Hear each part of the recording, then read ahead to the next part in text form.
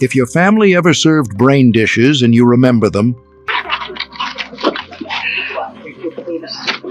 just put in a bit of water and you roll it. your grandfather probably ate these 30 brain dishes without blinking an eye, but mention them today and watch people turn green.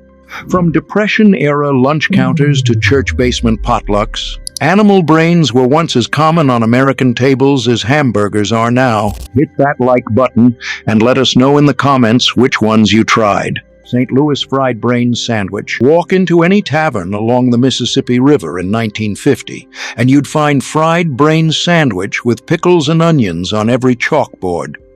This was working man's food that filled bellies after long shifts in the stockyards. The brain sandwich started with fresh pork brains from the morning's slaughter. Sliced thick and coated in seasoned flour, cast iron skillets heated with lard until the fat shimmered.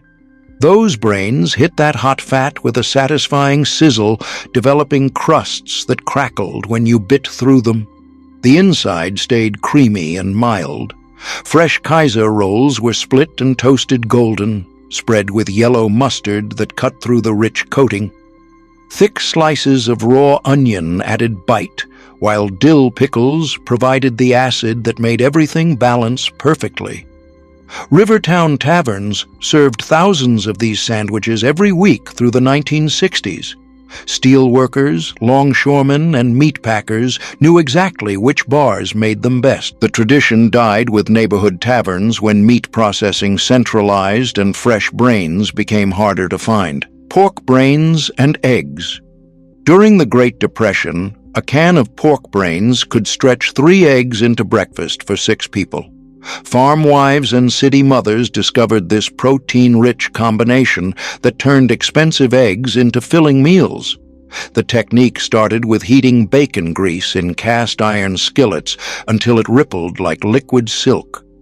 Canned pork brains, drained and crumbled, went into that hot fat first, needing just enough cooking to warm through and develop slightly golden color without becoming tough.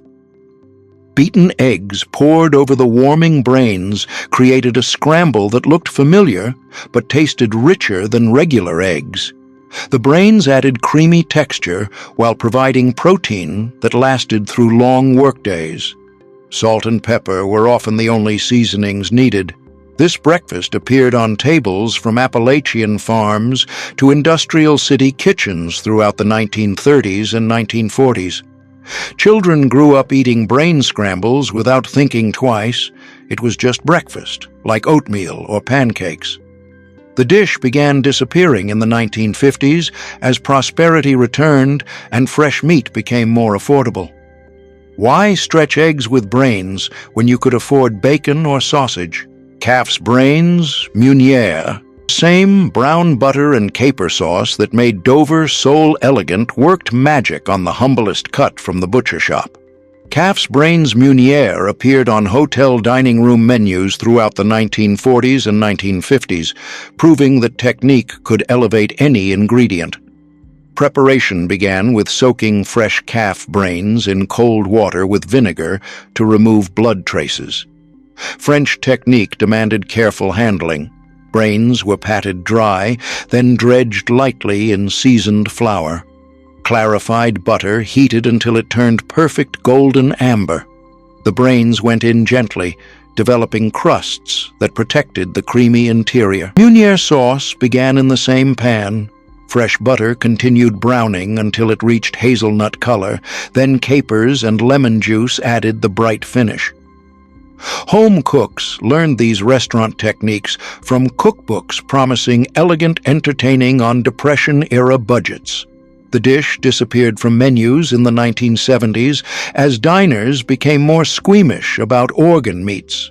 Brain fritters. Every church potluck had that mysterious tray of golden fritters that disappeared faster than desserts, but nobody admitted knowing what was inside. Grandmothers perfected these bite-sized mysteries using every scrap from hog butchering day. The secret started with grinding cooked pork brains through the finest meat grinder plate until smooth.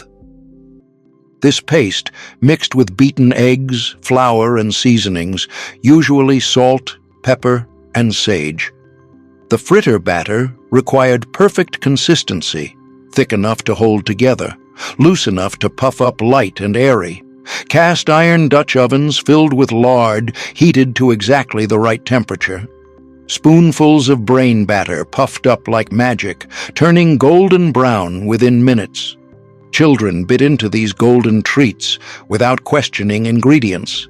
They tasted like seasoned, crispy comfort food that satisfied in ways store-bought appetizers never could.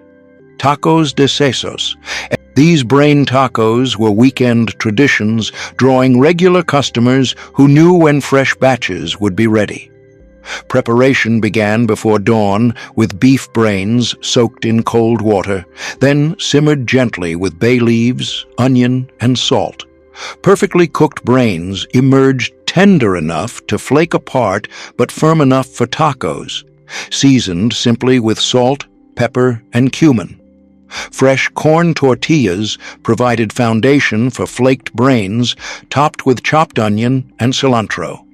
Green salsa made from tomatillos, jalapenos, and garlic added bright acid, balancing the rich filling perfectly. Regular customers arrived early, knowing brain tacos would sell out by noon. The creamy, seasoned brains contrasted with bright salsa and fresh tortilla, creating flavors regular meat tacos couldn't match. German Club Herrensalat, Milwaukee's German social clubs, served brain salad at every gathering, preserving old-world traditions adapted to new-world ingredients. This was cultural identity preserved in vinaigrette, served with rye bread and cold beer. The salad began with fresh pork brains poached in court bouillon with white wine, bay leaves, and onion. After cooling overnight, brains were sliced neatly and arranged with German precision. The vinaigrette combined German mustard, white wine vinegar, and oil with chopped hard-boiled eggs, capers, and fresh herbs. Sliced onions added sharp bite, contrasting with mild brains. Social club cooks took fierce pride in their variations while maintaining essential German character. Creamed brains on toast. This Depression-era supper looked like creamed chipped beef until you took the first bite. Brain gravy on toast provided filling comfort food, stretching tight budgets while satisfying hungry appetites. Preparation started with canned pork brains, readily available and cheaper than most proteins. Cream gravy began with butter melted until foamy, flour whisked in for smooth roux, then milk added gradually creating velvety base. Drained brains folded gently into hot cream sauce, heated through without overcooking. Toast from thick white bread slices provided sturdy foundation. Seasoning stayed simple. Salt, white pepper, perhaps paprika for color. These brain dishes disappeared as prosperity changed expectations and convenience foods offered easier alternatives. They represented eras when home cooks used every part of the animal, creating meals that honored both tradition and practical necessity, while keeping families fed and satisfied. Lamb brains with eggs. Austrian immigrants brought this hearty breakfast to Midwest farms, using every scrap from spring lamb butchering, while providing protein that sustained families through long days of physical labor. Fresh lamb brains were cleaned and soaked in cold water to remove blood. Farm wives understood proper preparation made the difference between something the family would eat and leftovers for the pigs. The brains were poached gently in salted water until firm enough to slice cleanly. Overcooking made them tough and grainy, ruining the delicate texture that made this dish special. Sliced brains went into hot bacon fat in cast iron skillets, browning lightly to develop deeper flavors. This browning added complexity, creating rich tastes that made the dish satisfying rather than bland. Beaten eggs poured over the warming brains created a scramble, combining familiar flavors with rich creaminess. The eggs bound everything together while adding comfort that made children willing to try unfamiliar ingredients. Farm families ate this during spring lambing season when fresh brains were available and protein essential for dawn to dusk outdoor work. The combination provided sustained energy through morning chores and field work. The scramble cooked quickly, creating golden curds appealing even to skeptical family members. The aroma of bacon fat, eggs, and brains convinced hesitant eaters to clean their plates. Austrian-American communities maintained this tradition longer than other groups because it connected them to old-world customs while serving practical farm needs. The Great Disappearance.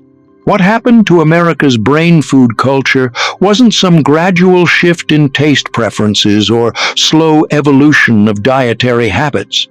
It was a complete and dramatic cultural transformation that happened so quietly and efficiently that most people didn't notice until these dishes had vanished entirely from American tables, leaving only fading memories in the minds of older generations who remembered a different food culture. The decline began in earnest during the 1960s when meat processing started centralizing into massive industrial facilities located hundreds of miles from the urban centers where most Americans lived and shopped for their daily food needs. Small neighborhood butcher shops that had reliably supplied fresh organs for decades suddenly couldn't compete with supermarket chains that offered greater convenience and lower prices on familiar cuts of meat. Fresh brains required skilled butchering techniques and immediate sale before spoilage set in, making them completely unsuitable for the new industrial food system that prioritized shelf life and standardization over traditional variety and specialized knowledge. When slaughterhouses moved far from consumers, organs were simply discarded rather than preserved for retail sale. Cultural attitudes shifted even faster than supply chains as Americans became more prosperous after World War II and could afford to be selective about their food choices in ways their grandparents never could have imagined during leaner times. Brain dishes gradually became associated with poverty and desperation rather than traditional cooking wisdom and resourceful family management. Television programming fundamentally changed American expectations about what prosperity should look like in the modern kitchen. The new ideal featured convenience foods, familiar proteins, and meals that looked like magazine advertisements rather than the practical, from-scratch cooking that had sustained previous generations through much harder times. Restaurant menus quietly removed organ meat dishes rather than deal with customer complaints or spend time explaining unfamiliar ingredients to diners who expected familiar options and wouldn't tolerate anything that challenged their comfort zones or required culinary education to appreciate properly. BSE concerns in the 1990s delivered the final devastating blow to any remaining brain consumption in America, even though American beef had never been significantly affected by mad cow disease, and the actual health risks were minimal. The mere mention of brain tissue and neurological disorders was enough to make consumers avoid these products completely, regardless of their actual safety record or traditional importance in American food culture. Food safety regulations became increasingly strict and standardized, making it extremely difficult for small producers to continue offering organ meats that required specialized handling, storage, and liability insurance. Health departments imposed requirements that made brain sales impractical for most retailers who couldn't justify the costs for such a small market segment. The accumulated knowledge disappeared along with the declining demand, as butchers who knew proper brain preparation techniques retired without passing their specialized skills to younger workers who saw no future in organ meat sales. Home cooks stopped teaching their children techniques that seemed irrelevant to modern cooking and contemporary lifestyle expectations. Immigrant communities maintained these traditional food customs longer than mainstream America, but even they gradually adapted their cooking to match American tastes and ingredient availability rather than struggle to maintain practices that seemed to embarrass their American-born children who wanted to fit in with their peers at school and work. Cookbook publishers and food magazines systematically stopped including brain recipes as editors assumed readers wouldn't attempt them, and advertisers showed no interest in promoting ingredients that had no commercial potential.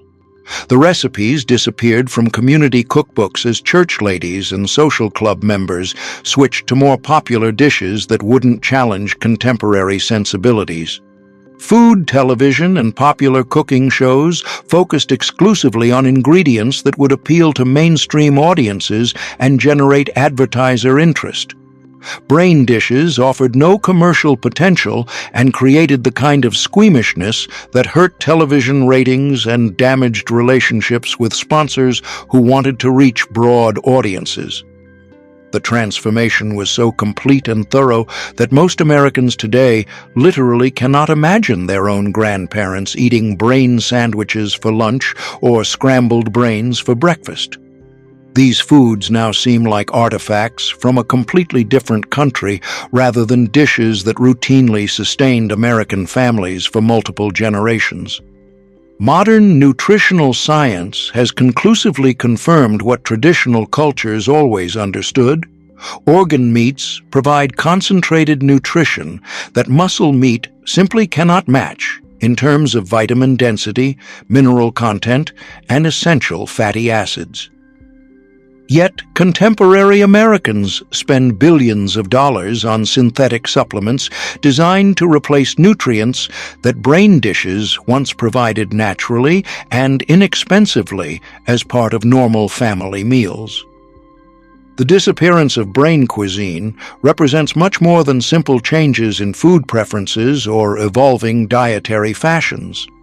It marks the definitive end of an entire era when Americans understood how to use every part of the animal efficiently, waste nothing edible, and create genuinely satisfying meals from ingredients that modern cooks find challenging, unfamiliar, or completely unacceptable. If you remember your family making any of these traditional brain dishes, please share those precious memories in the comments below.